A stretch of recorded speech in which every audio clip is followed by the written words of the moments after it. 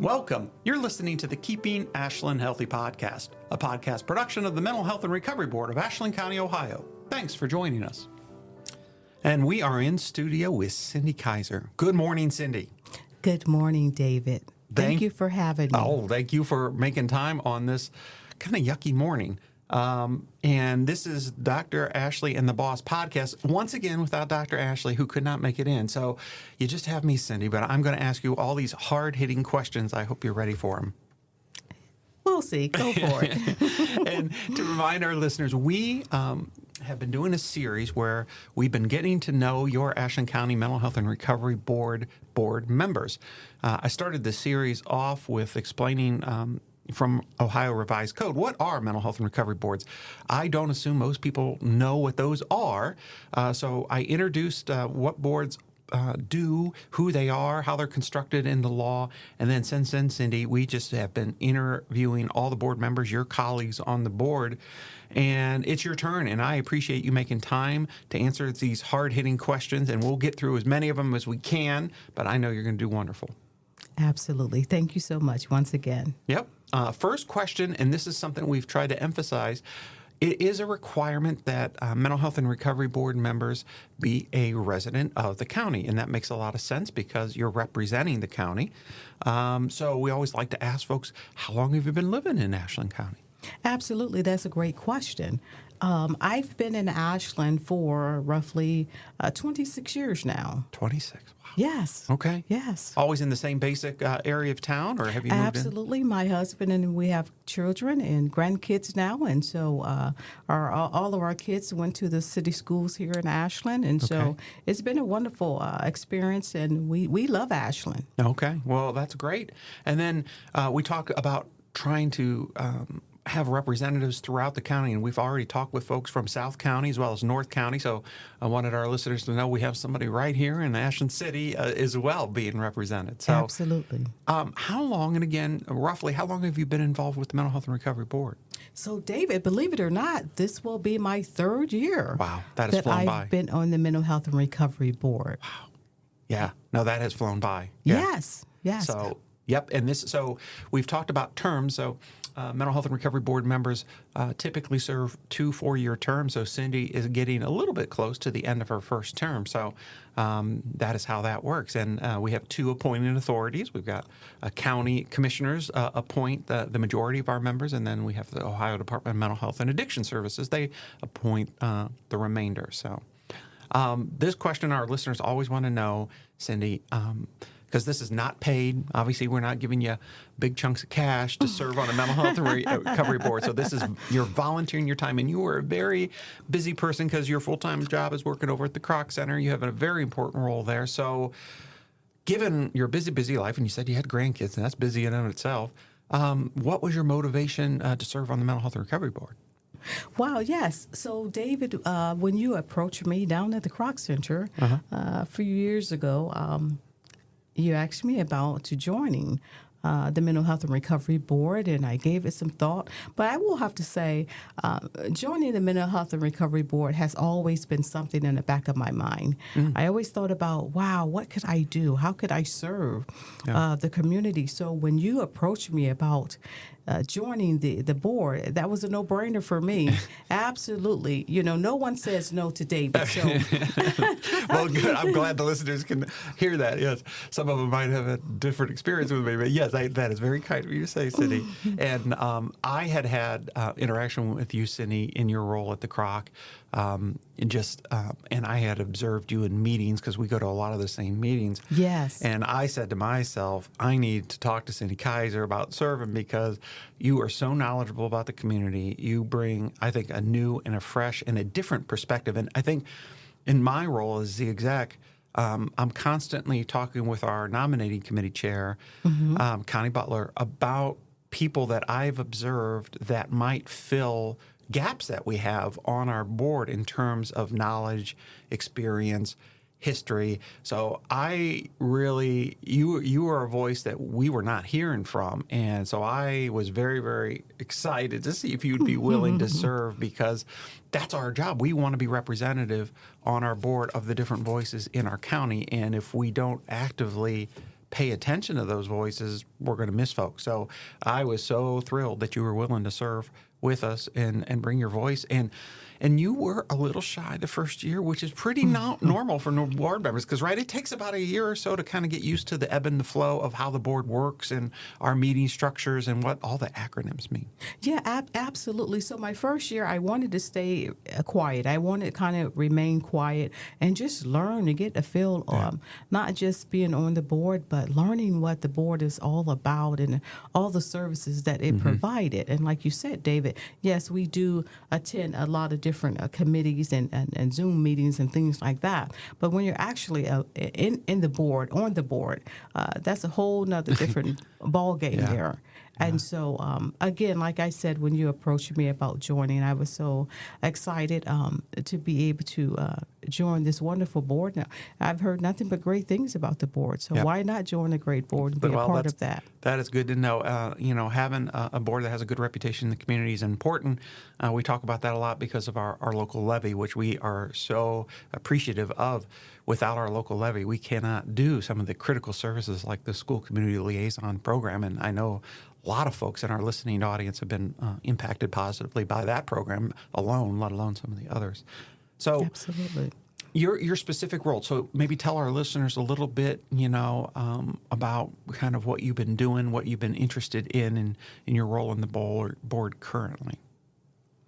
So right now I'm currently on the nominating committee as well. And so that committee, we try and look for folks to join the committee, folks who we think that would be a great fit for our board. And so that's a wonderful committee to be on because it gives you the opportunity to go and speak to other folks and share what our board here is doing because, David, a lot of folks may not know what the Mental Health and Recovery Board is doing. So we want folks to know. And so that's one of the committees that I am on, and I really enjoy being on that nominating committee there. So I think that's great because you're a great ambassador, so it gives you a chance to talk about your experiences on the board to folks that might be thinking about it and having questions and considering it. And we're always for the listening audience, we are always looking for potential board members. Our nominating committee is out there. I'm out there. I bring people's names to the attention of the nominating committee for them to consider, because it's nice to have what we call a bench in sports, right? You've got your folks that are on the team and starting, but you never know. Our folks have term limits, so we want to have a bank of people that are ready to go, that have already shown an interest. And as soon as somebody has to go off for whatever reason, term limits or other life reasons, it's nice to have a pool of people that we can fairly quickly call upon and fill that spot because, again, we want to make sure all the voices are being heard. So, your work on the nominating committee is very important, so I appreciate your efforts. And I think that our board currently, the folks that we have now are diversity. There's we have all ages on our board and a lot of different experiences and knowledge and things like that. So it's a wonderful collective group that's coming together and sharing their experiences and their thoughts and how can we make this better, for the community. And so we always want to make sure we're crossing our T's and dotting our I's. Right. I reverse those a lot of times just for fun, But yes, crossing and dotting. Yes. Now this is a Dr. Ashley question, so just fair warning. She felt the need to include fun questions. I just wanted to be all about business, but she said, "No, David, we need to ask some fun questions." So this is one of Dr. Ashley's questions. Tell us about the best gift you ever received, and why was that the best gift you ever received? Wow, Dr. Ashley. I love having fun. Wow, what can I say? The best gift I ever received.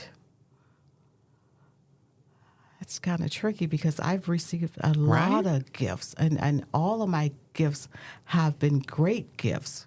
If it was reversed, I probably could answer that quickly or more quicker.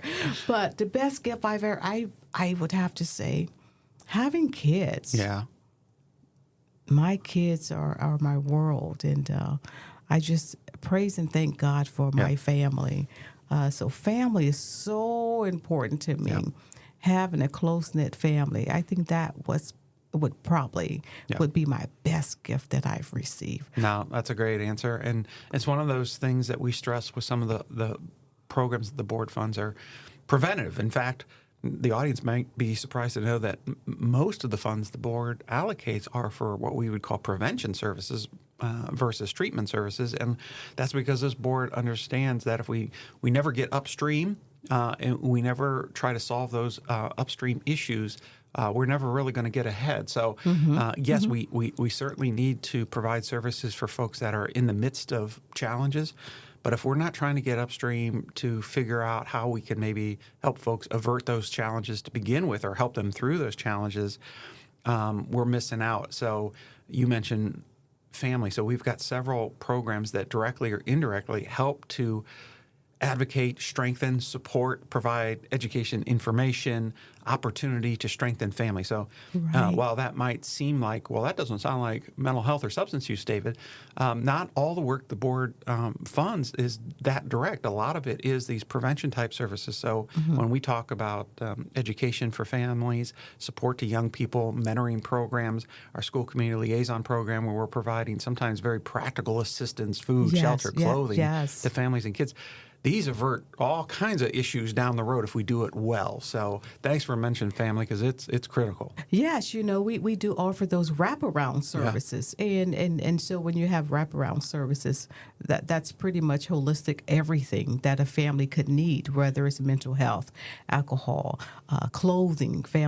Kids may need clothing, back to school, supplies and things like that, along with all the other services. So it's just a wraparound service that we provide, and it's wonderful. And that reminds me of one of my favorite memories of you, Cindy, is when you invited us down to be part of some of the summer feeding programs at Kroc.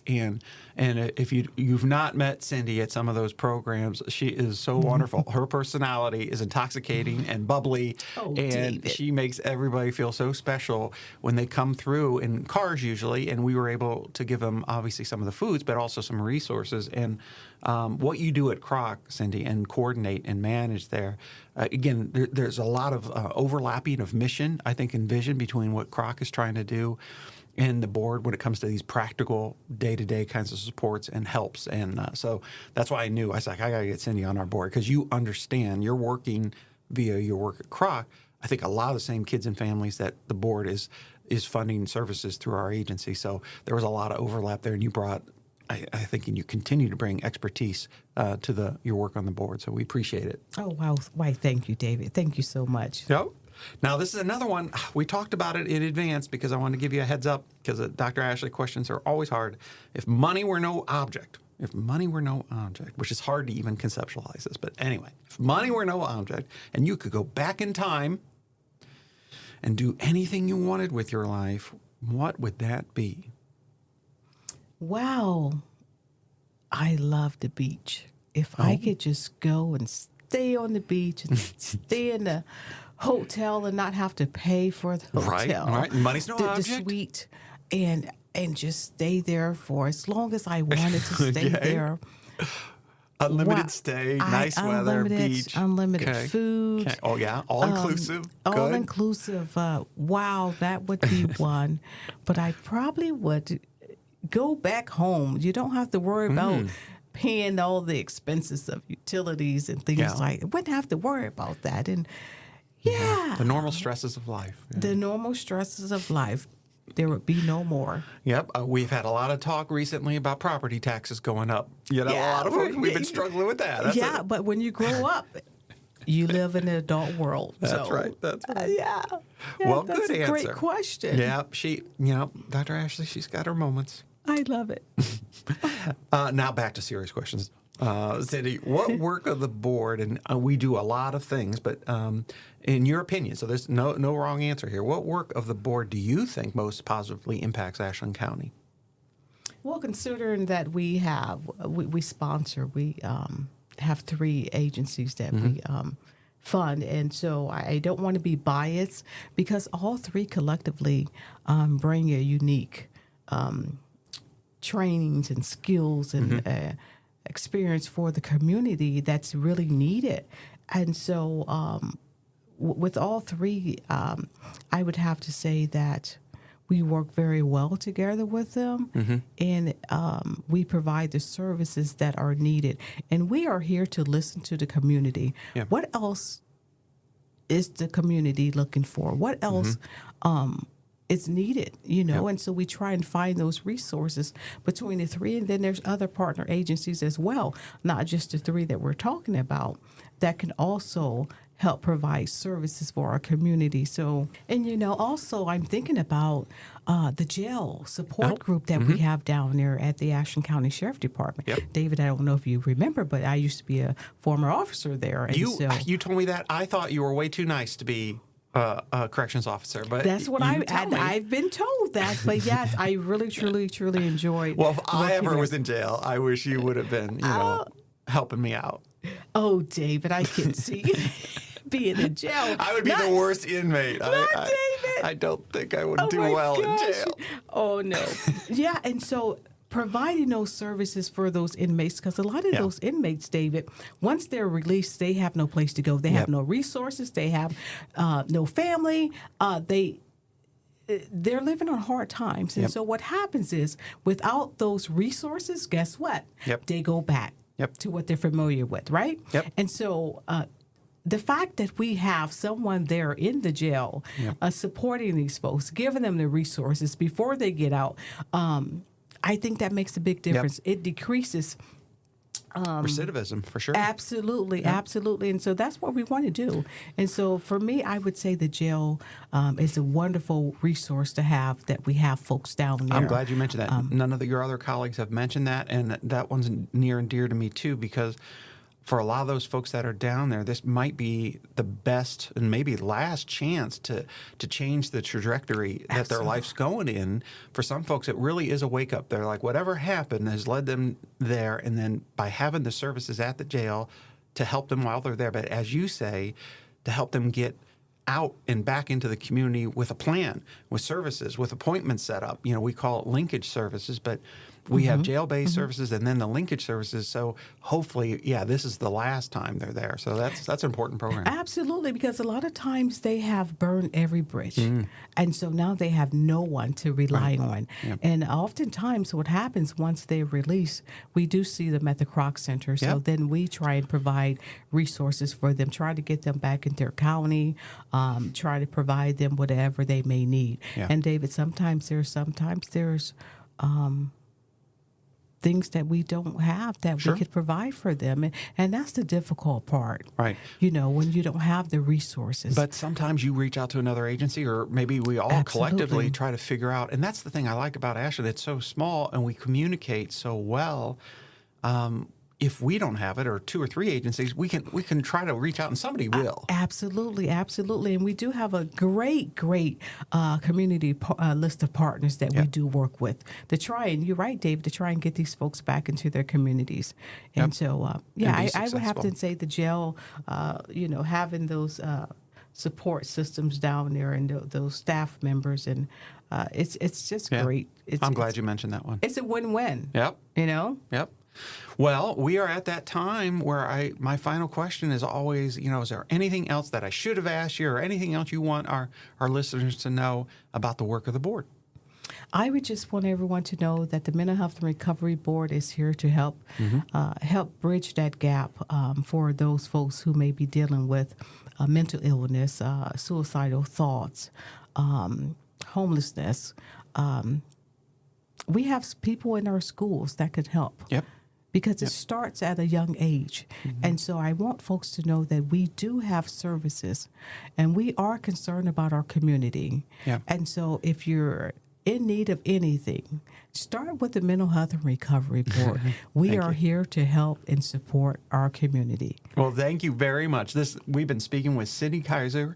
She's on the nominating committee, and she's been on the Mental Health and Recovery Board a little over 3 years now. So thank you for taking time with us this morning. Absolutely. Thank you for having me. Thank you for listening to another episode of the Keeping Ashland Healthy podcast. The podcast is a production of the Mental Health and Recovery Board of Ashland County, Ohio. You can reach the board by calling 419-281-3139. please remember that the board funds a local 24/7 crisis line through Appleseed Community Mental Health Center. It can be reached by calling 419-289-6111. That's 419-289-6111. Until next time, please join us in keeping Ashland healthy.